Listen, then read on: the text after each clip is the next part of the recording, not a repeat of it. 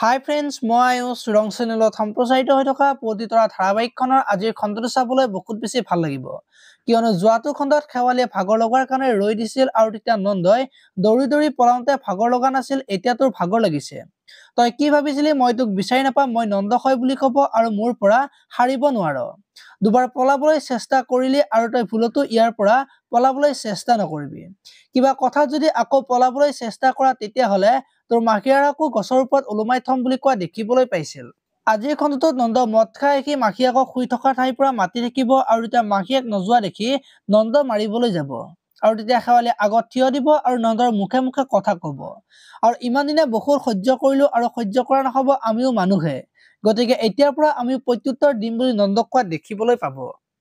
এইফালে আকৌ অনুস্মিতা আজি সোণহঁতৰ ঘৰলৈ যাব আৰু সোণক শেৱালিৰ কথা সুধিব আৰু তেতিয়া পুৱতীয়ে শেৱালিক যে মহাকে আহি লৈ গল সেই কথাটো কব আৰু তেতিয়া অনুস্মিতাই সোণক শেৱালিৰ আচল নাম শেৱালি নে অনামিকা বুলি সুধিব আৰু তেতিয়া সোণে শেৱালি বুলি কব আৰু তেতিয়া অনুস্মিতাই তুমিও মানে মাজে মাজে মিছা কথা কোৱা বুলি কব আৰু তেতিয়া সোণে কওঁ কেতিয়াবা কাৰোবাৰ ভালৰ কাৰণে কব লগা হয় বুলি অনুক কব।